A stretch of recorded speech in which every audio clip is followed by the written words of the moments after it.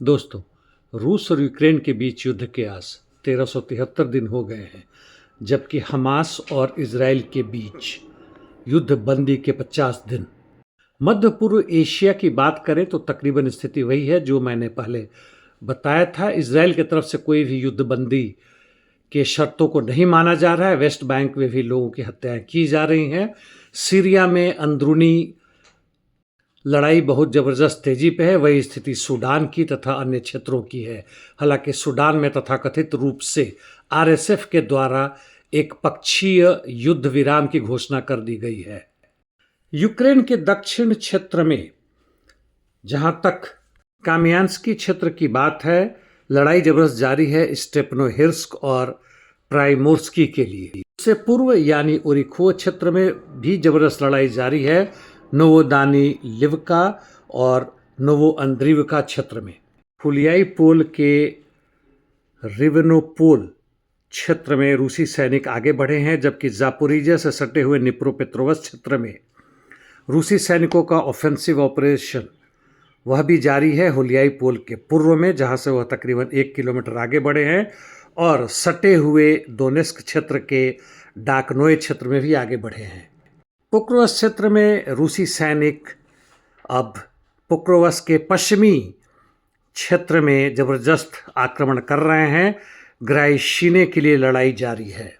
यह स्थिति पोक्रोवस्क से सटे हुए उत्तरी तथा पूर्वी क्षेत्र मिर्नोग्राद क्षेत्र में, टोरेस चासिव या कॉन्स्टेंटिनिवका के क्षेत्र में भी जबरदस्त लड़ाई जारी है। इसके ऊपर सोलेदार सिवेस क्षेत्र में रूसी सैनिकों ने वास्युकिवका पर कब्जा कर लिया है तथा सेरेब्रियांकी क्षेत्र में आगे बढ़े हैं। नॉर्थ ईस्ट यूक्रेन यानी लाइमान क्षेत्र में आते हैं तो यहाँ पे रूसी सैनिक या रोवका की तरफ आगे बढ़ रहे हैं तथा दोबिशेवका के पश्चिम से उसे घेरने की कोशिश कर रहे हैं तथा लाइमान अप्रोच की तरफ भी बढ़ रहे हैं स्टावकी के दक्षिण पश्चिम से। उपियांश में कोई खास परिवर्तन नहीं हुआ है। यूक्रेन ने कोशिश की थी काउंटर अटैक की, तामरगानोवका और मोनाकिनिवका की तरफ कोई सफलता नहीं मिली। अब खार्कोव के उत्तर में आते हैं यानी वोल्चांस क्षेत्र में। यहाँ पे वोल्चांस से सटे हुए क्षेत्र विल्चा और लाइमान क्षेत्र में रूसी सैनिक आगे बढ़ रहे हैं। सूमी में कोई खास परिवर्तन नहीं है, केवल फॉरेस्ट बेल्ट में रूसी सैनिक कुछ आगे बढ़ रहे हैं, जबकि पश्चिमी क्षेत्र में यूक्रेन का काउंटर अटैक भी अब धीमे पड़ चुका है। इंटरडिक्शन मिशंस पे आते हैं। यूक्रेन ने कल रात में भारी संख्या में रूस के क्षेत्र में जैसे सरातोव, नोवोरोसिया, रोस्तोव, क्रीमिया और अन्य जगहों में ड्रोन से आक्रमण किया था, मुख्य रूप से तेल के रिफाइनरी और एनर्जी सेक्टर पे। रूस का भी इंटरडिक्शन मिशन जबरदस्त रूप से जारी है। जहां तक रूस और यूक्रेन के बीच युद्ध बंदी की बात चल रही थी, वह अभी खटाई में जाता हुआ नजर आ रहा है, क्योंकि यूक्रेन ने कहा है कि वह कोई भी क्षेत्र छोड़ने को तैयार नहीं है, क्योंकि वह उसके संविधान के खिलाफ है। जबकि रूस की तरफ से स्पष्ट रूप से कहा गया है कि डॉनबास पर जब तक कब्जा नहीं होता है तब तक वह शांति के लिए नहीं तैयार होते हैं।